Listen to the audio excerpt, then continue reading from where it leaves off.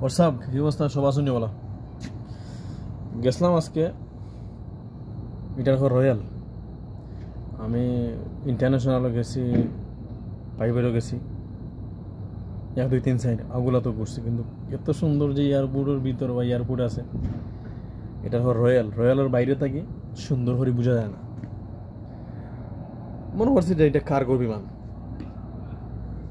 মনে হয় কার্গোর মালটা নামিয়ে ওদিকে আজকে আমরা ফ্লাইটে গেছিলাম ফ্লাইটে গেলে আমরা যে গাড়িতে গেছিলাম এটার হয় মানে কুরুর বাস মানে হেয়ার স্টার বাস থাকে বাস এটা হনতর আছে তো আমরা হইলে আমরা দুইজন গেলাম দুইজনটা হইলে যে আমরা সোজা বাড়াই যাই গিয়ে বাইর সাইডে আমি তো আচ্ছা মানে ভিতরে ঢুকছি বাইরে তেমন সুন্দর হতো না ভিতরে ঢুকছি এত সুন্দর জায়গা খাবার সাইড খাবার পরে আর কি ওই জায়গাটা মনে সুন্দর সবচেয়ে বেশি সৈদার ওর মাঝে ওনাকে চিন্তা পারেন রয়্যালের এয়ারপোর্ট রয়্যালের ভিতরে বসে ভিতরে রয়্যালের ভিতর রয়্যাল হইটারে মানে ইনো মাঝে সৈদার বাদশাহ নামে মালিক সালমান নামে মালিক সালমানের বাপ মানে প্রিন্স আছে সব এই জায়গা তোলামে তবে এখানে খালি রয়্যাল নাম হতাম আমরা যাইতাম আইতাম বাইরে থাকি খাম হইরে আইতাম বা বাইরে থেকে হেয়ার হাউস বাইরে থেকে গাড়ি তুলতো গাড়ি দুটো আমরা লই আইতাম বা হেয়ার হাউস থেকে লইয়া দিতাম না বিমানে ডাইরেক্ট তুলে দিতাম কিন্তু এখানে ভিতরে কোন দিন আমাইছি না আজকে ফার্স্ট টাইম আমাইছি হামাইয়া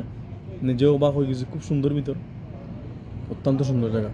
বিভিন্ন তো প্রিন্স নামে বাদশাহ নামে অবশ্যই এখানে সুন্দর থাকার কথা সো গেলাম গিয়া ঘুরিয়া দেখে এলাম খুব সুন্দর জায়গা আইতে সময় আমরা বাইরের সাইডে বাইরে আইছি বাইরের সাইডে আইছি সেটা কোনোদিন গেছি না আজকে ফার্স্ট টাইম গেছি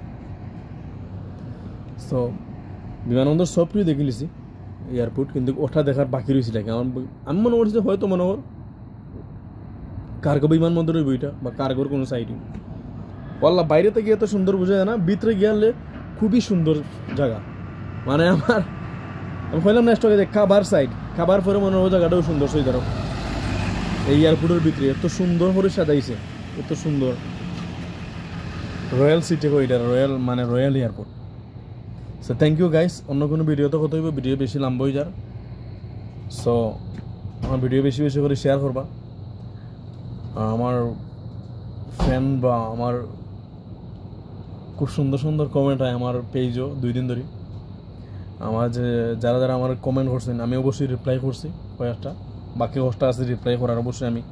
ডিউটিতে গিয়া গোসল টোসল হইলে আমি বাকি রিপ্লাই করবো so thank you so much যারা আমার কমেন্ট করছেন আমি অবশ্যই রিপ্লাই কমেন্ট করবো রুমে গিয়া বর্তমানে আছি ডিউটিতে প্রচুর কমেন্ট আইছে আজকে প্রচুর আমার ফ্রেন্ড ভিউসও মানুষ আইছেন সো যারা আমার পেজে কমেন্ট করছেন তারা অসংখ্য ধন্যবাদ আমার লগে আমি আপনারা সাপোর্ট করবো আপনারা আমার সাপোর্ট করবা সো আমার একটা ইউটিউব চ্যানেল আছে হাসান বিন রইস